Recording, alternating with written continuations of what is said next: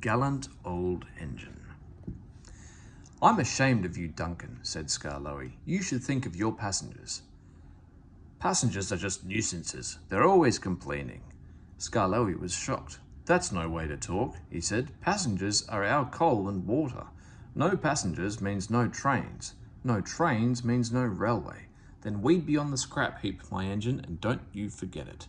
Thank goodness Rheneas is coming home. Perhaps he'll teach you sense before it's too late. What has Rheneas got to do with that? Rheneas saved our railway, said Skarloey. Please tell us about it, begged Peter Sam.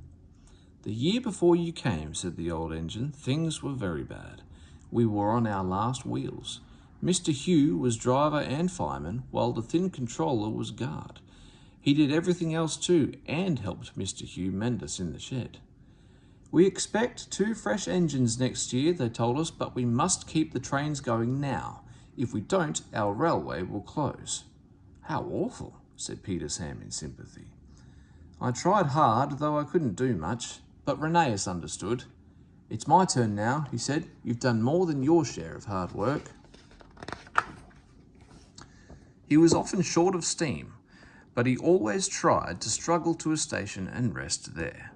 That, said Skarloey earnestly, is most important with passengers. Phew, exclaimed Duncan. Passengers, Skarloey continued, don't mind stopping at stations. They can get out and walk about. That's what stations are for. But they get very cross if we stop at wrong places like viaducts. Then they say we're a bad railway and never come back. I remember Rheneas stopping in a wrong place once, said Skarloey. He couldn't help it, but he made up for it afterwards. That afternoon he had damp rails and a full train.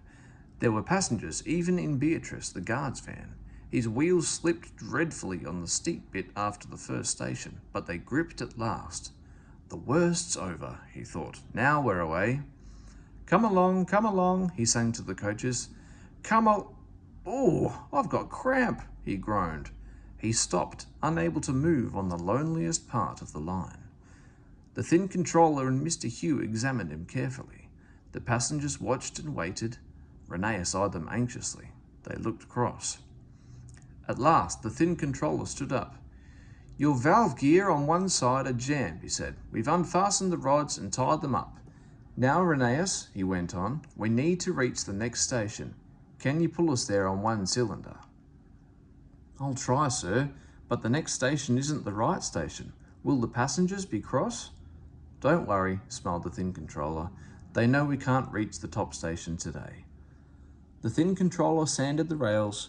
Passengers from Beatrice pushed behind. Mr. Hugh gently eased out the regulator. The train jerked and began to move.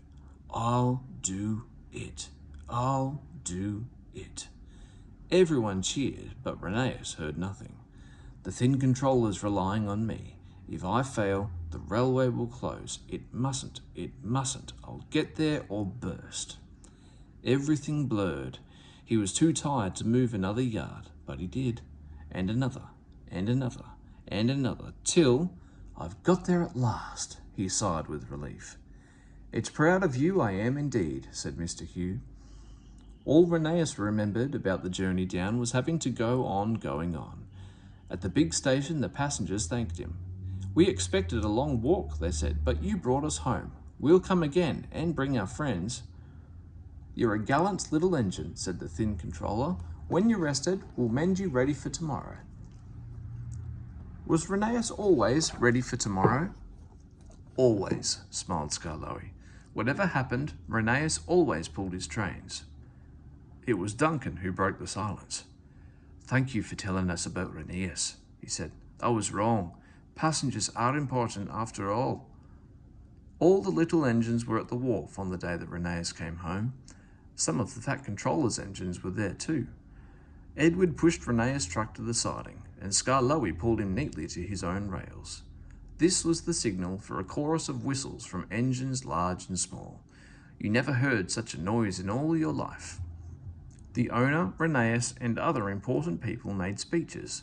The band played, and everyone was very happy. But Rheneas was happiest of all in his own place that night, next to his friend Skarloey. This helps the little engine to feel, he said, that at last he has really come home.